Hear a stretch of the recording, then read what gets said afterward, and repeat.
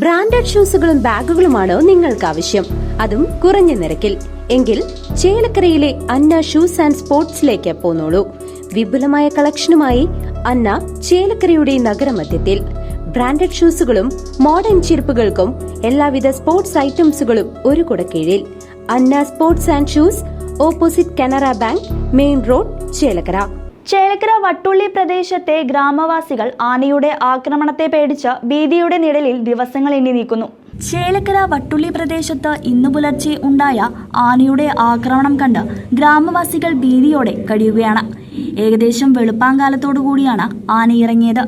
സമീപവാസിയായ സെബാസ്റ്റ്യന്റെ പറമ്പിൽ കയറി കൃഷി, തെങ്ങ്, പ്ലാവ് തുടങ്ങിയവ നശിപ്പിക്കുകയും തൊട്ടടുത്തുള്ള വീടിന്റെ മതില് വരെ വരികയും ചെയ്തിട്ടുണ്ട്.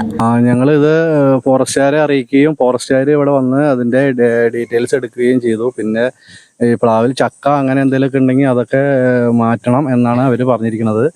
ഇനിയും വരാനുള്ള സാധ്യതയുണ്ട്. അതുകൊണ്ട് ഞങ്ങൾ വളരെയേറെ ഭീതിയിലാണ് കഴിയുന്നത്. വീടിന് തൊട്ടടുത്ത് വന്നതുകൊണ്ട് ഭയങ്കര ഭീതിയിലാണ് ഞങ്ങൾ കഴിയുന്നത്.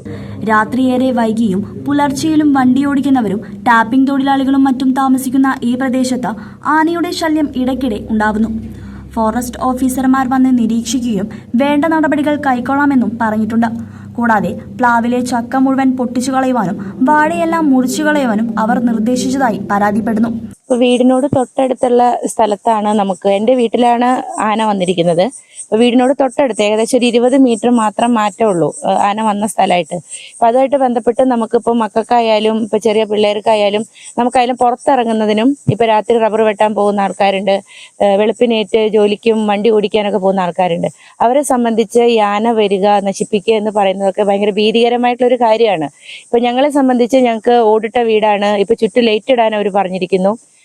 എന്ത് തന്നെയായാലും ഭയങ്കര ഭയാനകരമായ ഒരു അവസ്ഥയിലൂടെയാണ് ഞങ്ങൾ ഈ വട്ടുള്ളി പ്രദേശത്തുള്ളവരും ഇപ്പോൾ പ്രത്യേകിച്ച് ഞങ്ങളുടെ വീട്ടിലുള്ളവരും ഞാനും ഒക്കെ കടന്നു പോയിക്കൊണ്ടിരിക്കുന്നത്.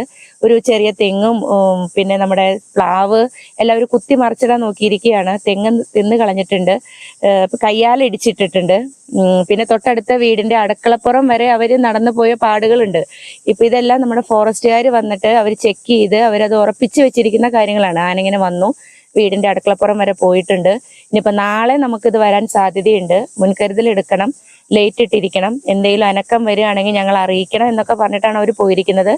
അപ്പം ഈ വന്യമൃഗങ്ങളെ തടയുന്നതിനായിട്ട് അതിന് ഉത്തരവാദിത്തപ്പെട്ടവർ വേണ്ട നടപടികൾ എടുക്കുക. സാധാരണ ജനങ്ങളായിട്ടുള്ള ഞങ്ങൾ ഓരോരുത്തരും ജീവിക്കുന്നത് കൃഷിയെ ആശ്രയിച്ചൊക്കെ ജീവിക്കുന്ന ജനങ്ങളാണ്.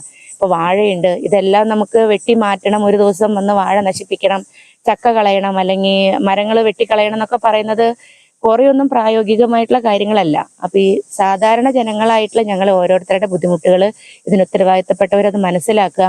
അതിനു വേണ്ട നടപടികൾ എത്രയും പെട്ടെന്ന് നമ്മളെന്ന് പറയാ യുദ്ധകാലാടിസ്ഥാനത്തിൽ എന്ന് പറയുന്ന പോലെ തന്നെ നമുക്ക് എത്രയും പെട്ടെന്ന് ഈ കാര്യങ്ങൾ ചെയ്ത് ഞങ്ങളെ സഹായിക്കണമെന്നാണ് ഞങ്ങൾക്ക് ഇതിൽ പറയാനായിട്ടുള്ളത്. സമീപ പ്രദേശത്തുണ്ടായിരുന്ന സ്ട്രീറ്റ് ലൈറ്റുകളൊന്നും തന്നെ കത്തുന്നില്ല.